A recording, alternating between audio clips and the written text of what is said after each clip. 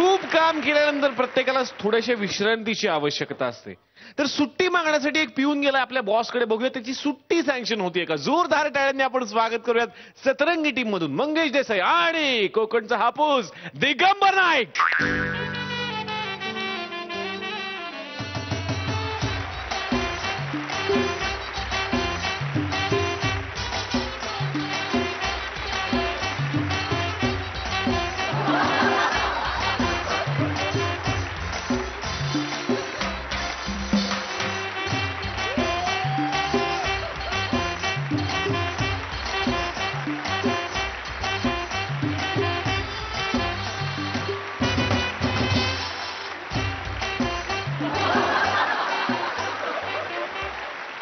एकटीच बरी हूं मैं.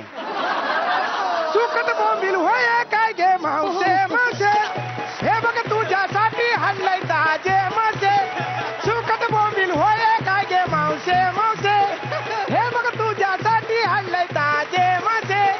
ताजे मासे ताजे मासे ताजे मासे. साहेब साहेब साहेब जरा फोन द्या ना, तुमचा फोन द्या ना. फोन देऊ, फोन द्या ना, देऊ. फोन द्या ना. ठीक आहे, फोन. द्या ना, फोन द्या ना. फोन कनेक्शन नको, फोन द्या.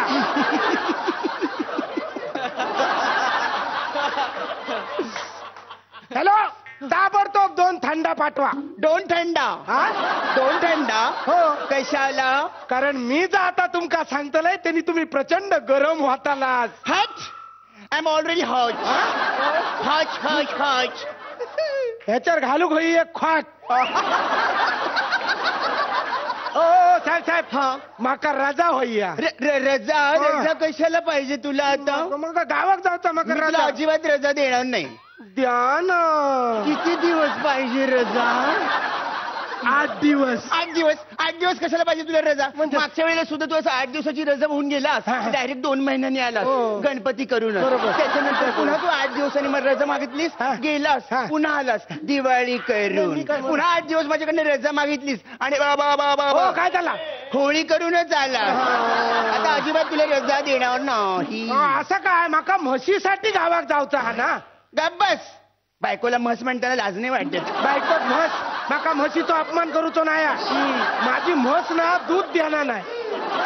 20,000 रुपये प्रॉव्हिडंट फंडाचा मी कर्ज काढले. नवी कोरी करकरीत म्हस विकत घेतलाय. हा. ते काय मी फुकट जाऊ देईन. असं माका द्या ना, रजा द्या ना. नाही, रजा तर तुला वेळ येणारच नाही बाबा. कारण तू गेला की मला कंटाळा येतो.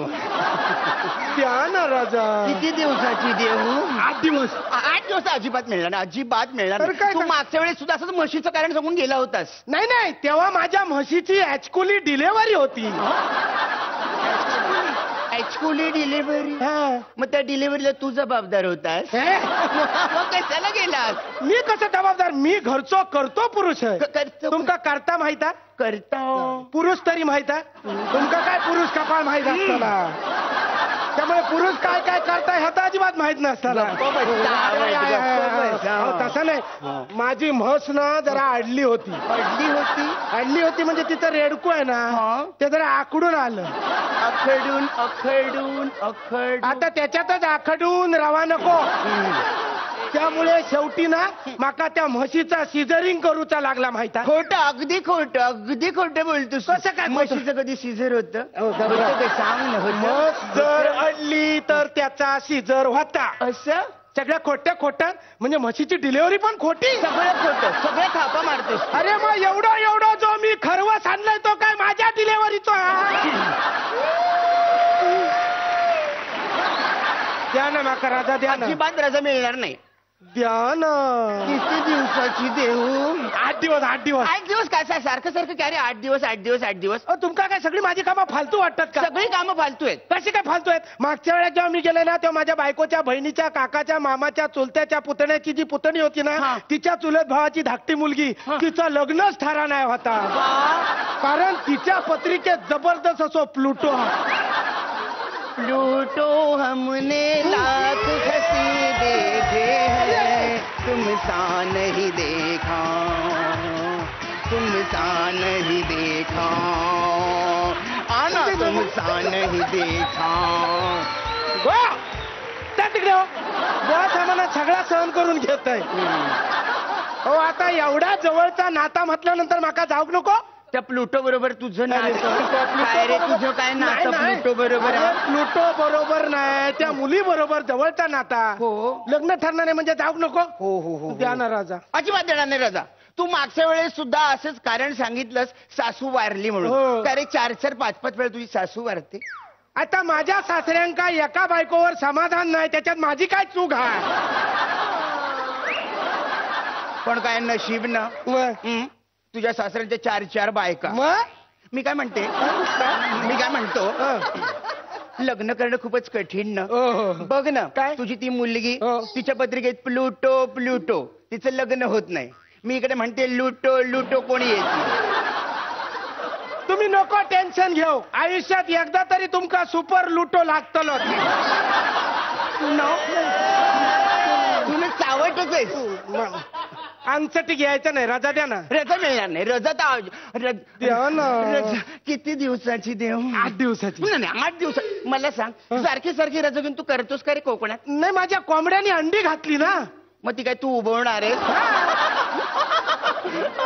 झालं आयटम. जरा काय बोलला का आयटम सुरू.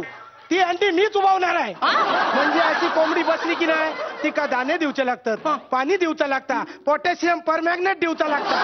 पोटॅशियम परमॅग्नेट? आता कोंबडी पोटॅशियम म्हणजे परमॅग्नेट देऊ नको.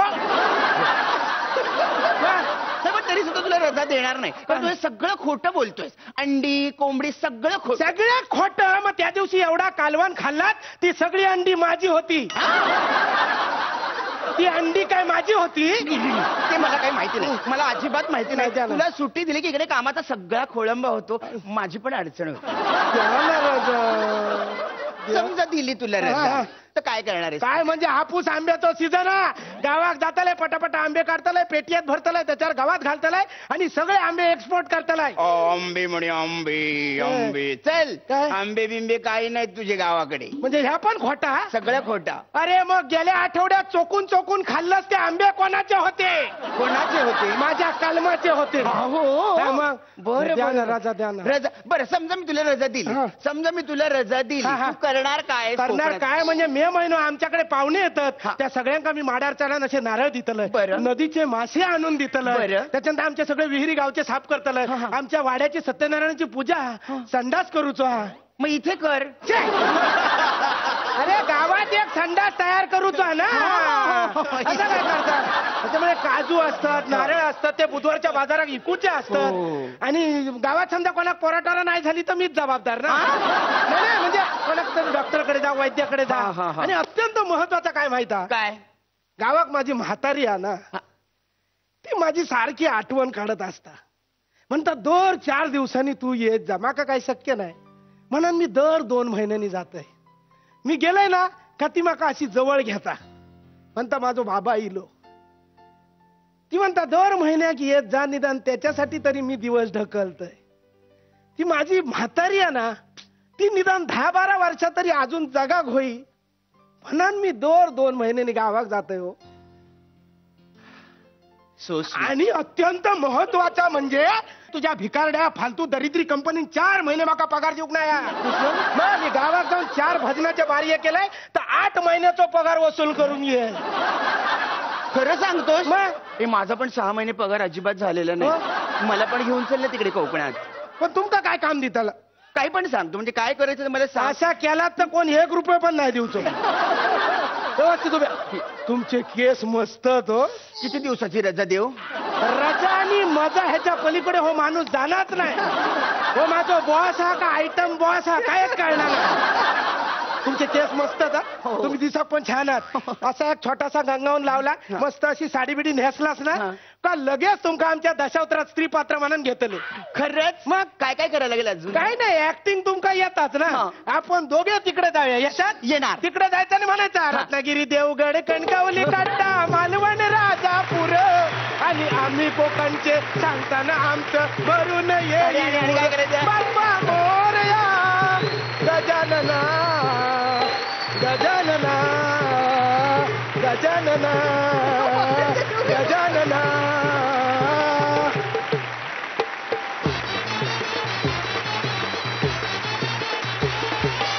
जोरदार टाळ्या झाल्या पाहिजे त्या जोडीसाठी. वा वा वा.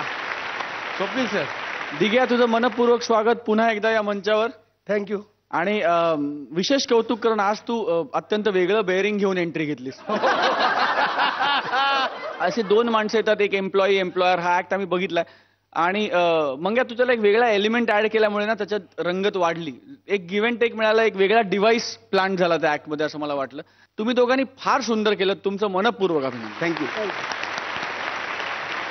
अश्विनी मॅम.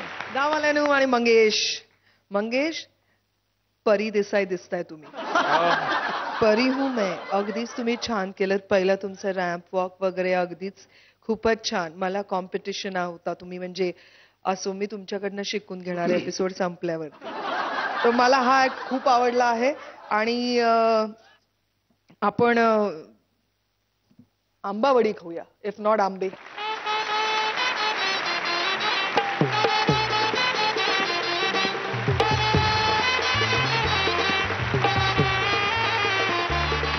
आणि आता बघूयात किती गुण मिळतात. स्वप्नील सर किती गुण? 9.5. आणि अश्विनी मॅम 9.5. 19 गुण तुम्हाला मिळालेले आहेत. जोरदार टाळ्या झाल्या पाहिजेत या जोडीसाठी.